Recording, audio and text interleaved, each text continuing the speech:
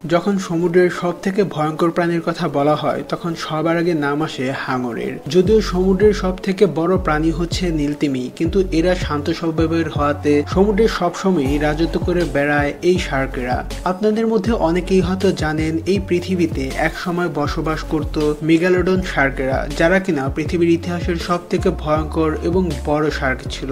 আর বর্তমান যুগে সমুদ্রে পাওয়া সবথেকে বড় শার্কের নাম হচ্ছে দ্য গ্রেট হোয়াইট শার্ক। কিন্তু বন্ধুরা, বর্তমান সময়ে সমুদ্রে এমনও কিছু ভয়ঙ্কর শার্কের বসবাস আছে যারা কোনো অংশেই মেগালোডন বা গ্রেট হোয়াইট শার্কের চেয়ে কম নয়, বরং এদের আকার, চেহারা এবং হিংস্রতার কারণে এদের মেগালোডন বা গ্রেট হোয়াইট শার্কের থেকেও বেশি বললেও ভুল হবে না। ভয়ঙ্কর হওয়ার সাথে সাথেই এরা খুবই অদ্ভুত হাঙর, যাদের মধ্যে কিছুর তো কয়েকটি মাথাও রয়েছে।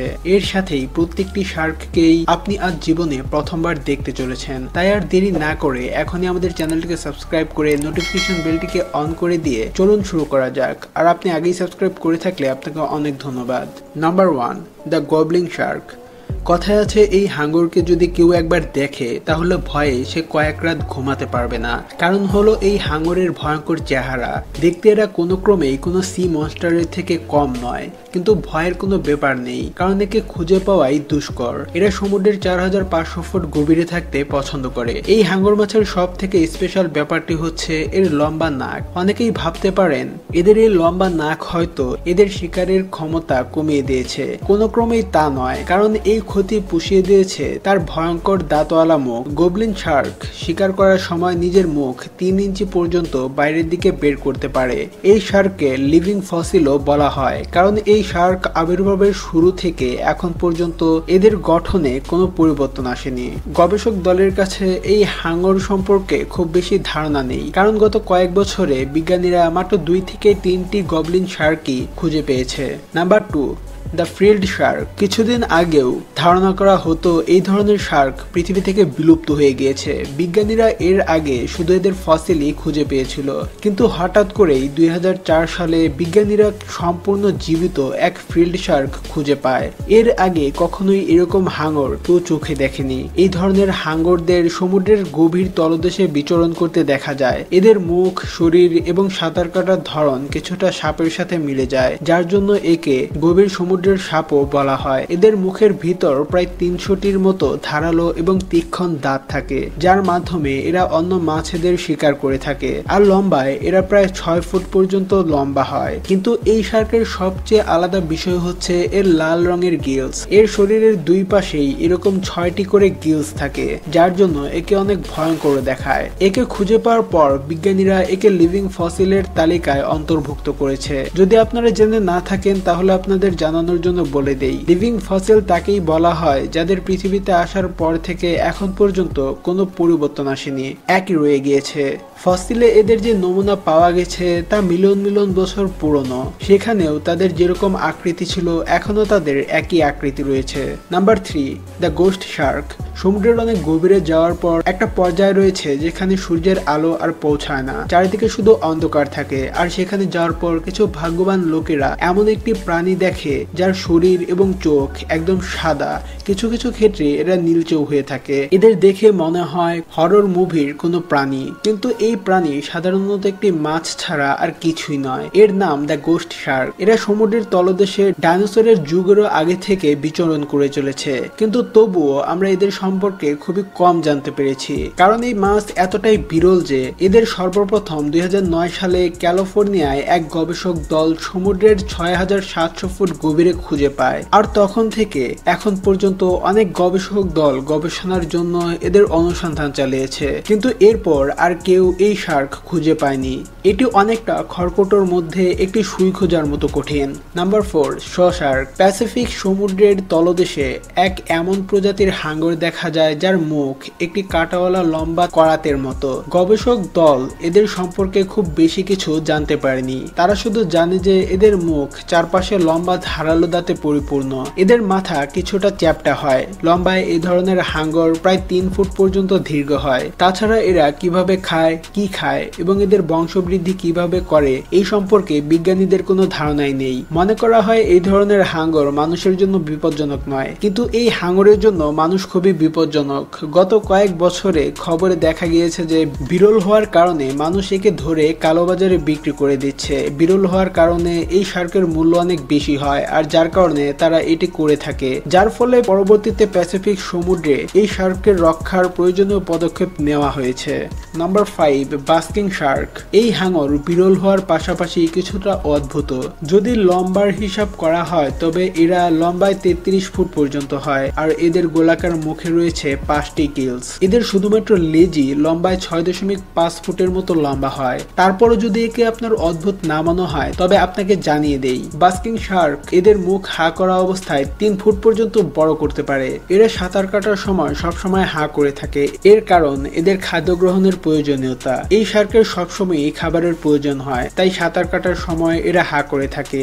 সামনে পড়া ছোট বড় যে কোনো মাছ বা অন্য প্রাণী এরা খেয়ে ফেলে, আর এই খাদ্য গ্রহণ প্রক্রিয়া চলার সময় এদের গিলসের মধ্য দিয়ে প্রতি ঘন্টায় প্রায় 2000 টন পানি ফিল্টার হয়। Number 6, nurse Shark. এই শার্কের নাম শুনে আপনি হয়তো ধারণা করেছেন যে এই শার্ক কিছুটা ভদ্র প্রকৃতির। এরা হয়তো অন্য মাছেদের বিরক্ত করে না এবং চুপচাপ থাকে, অথচ এই হাঙ্গর সম্পূর্ণ তার উল্টো। অন্যান্য হাঙ্গর মাছের মতোই এই শার্কেরও খুবই ধারালো এবং তীক্ষ্ণ দাঁত রয়েছে, যা এদের সমুদ্রে কিছু বড় বড় আকৃতির মাছকে শিকার করতেও সাহায্য করে। এরা মানুষের জন্য তেমন বিপজ্জনক না হলেও কেউ যদি ভুলক্রমে এদের বিরক্ত করে তবে এদেরও পাল্টা আক্রমণ করার সম্ভাবনা রয়েছে। পানির তলদেশে থাকার কারণে ডুবুরিরা মাঝে মাঝে ভুলক্রমে এদের উপর পা রাখে। এখন আপনি ভাবতে পারেন 14 ফুট আকারের একটি হাঙ্গরের উপর কেউ ভুলক্রমে কিভাবে পা রাখে, তবে জেনে নিন সমুদ্রে এরকম হওয়া খুবই স্বাভাবিক একটা বিষয়, কারণ এই হাঙ্গর মাছ বেশিরভাগ সময় নড়াচড়া না করে মাটির উপরে স্থির হয়ে শুয়ে থাকে, যার ফলে একে চিহ্নিত করা কঠিন হয়ে পড়ে, আর যার কারণে মানুষ ভুলক্রমে এর উপর পা রাখে। Number 7, megamouth shark. Megamouth shark আলোচনায় তখন আসে যখন জাপানের এক জেলে মাছ ধরার সময় তার জালে এই হাঙ্গর আটকা পড়ে। এই হাঙ্গর এতটাই বিরল যে এর সম্পর্কে প্রায় কিছুই আজ পর্যন্ত জানা যায়নি। এখন পর্যন্ত সব মিলিয়ে মাত্র 55 বার মেগামাউথ শার্ক দেখা গিয়েছে। বাস্কিং শার্ক এবং নীলতিমির পর এদেরও শিকার করার সময় ফিল্টার ব্যবহার করার ক্ষমতা রয়েছে। এরা লম্বায় 16 ফুট পর্যন্ত দীর্ঘ হয়, আর ওজন 1200 কেজিরও বেশি হয়। তবে এর সবচেয়ে আলাদা যে বিষয় তা হচ্ছে এর বিশালাকার মুখ। এর কারণেই এর নাম মেগামাউথ শার্ক। এর মুখ 4 ফুট পর্যন্ত বড় হয়, যা হাঙ্গর জাতের মাছের মধ্যে সবচেয়ে বড়।